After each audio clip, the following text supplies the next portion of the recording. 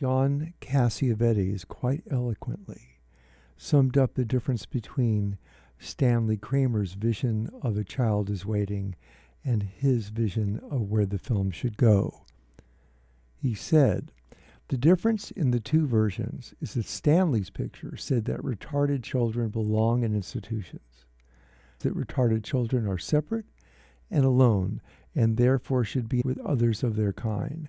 My film said that retarded children could be anywhere.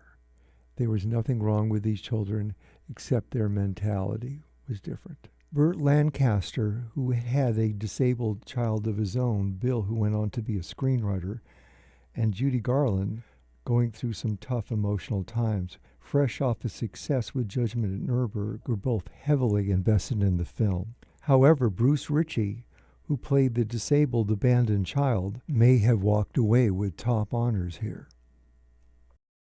How many of these children are you really going to be able to help?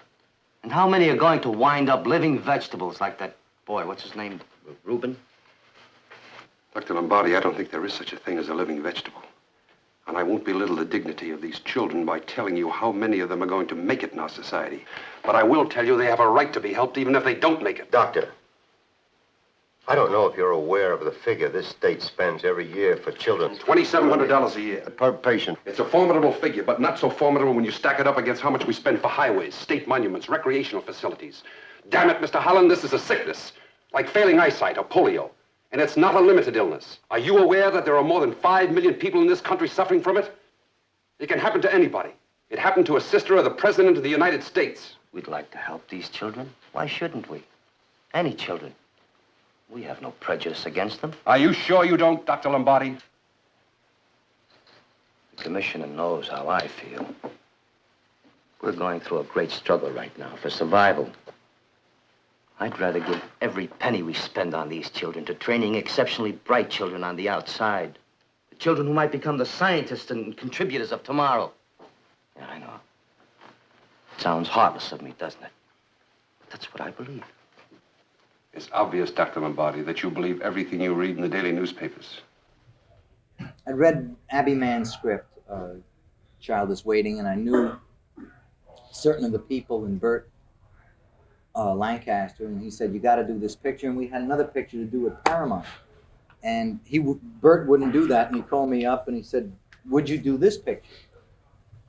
It's a public service picture and everything." And so I read it and read very well. And then we went looking for retarded children. And I said, "Oh, I don't want to do this movie at all because I don't see any humor at all in this. All these people are suffering with their children." And we went around for 3 months looking at different institutions, and I didn't find anything that I thought was something that I could have anything to do with. You know? And I went into this hospital called the Pacific State Hospital. It's closed down now through politics. It's a great, wonderful place with wonderful people. And I saw this kid, encephalitic kid, and this nurse, and I was standing there thinking, I don't know how to get out of this picture. They spent a lot of money already, but I'm not doing this. And I saw this baby with this tiny body and this enormous head. And I didn't know what to do, and I got trapped there as the nurse came in, and she picked it up and she said, "You little son of a bitch, get over here." And she kissed this kid, and the kid went, "Ah, ah," like that. And they had such fun. And I sat there and I watched them having this fun. And I never had any problem with wanting to make that movie again, you know? And so when we did it, we looked for the humor in these children. And we looked for them when we were working with them. And they do have a great sense of humor. And they're all different. They're all individual. And a friend of mine, Seymour Cassell, was the dialogue director on that picture. And we came to a thing, and Kramer had said, "Look, don't use retarded children.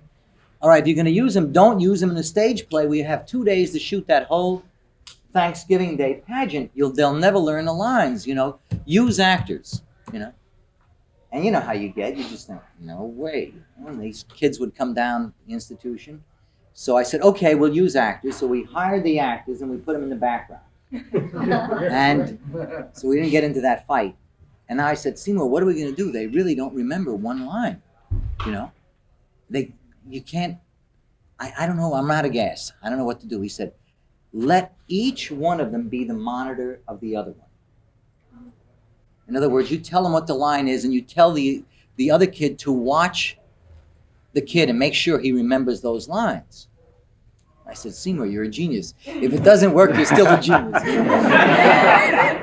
So we tried it, and they did it. And we went through like that. We finished so quickly. And they had so much fun. So this one kid would say, it's a great Thanksgiving Day. And the guy would say, feast.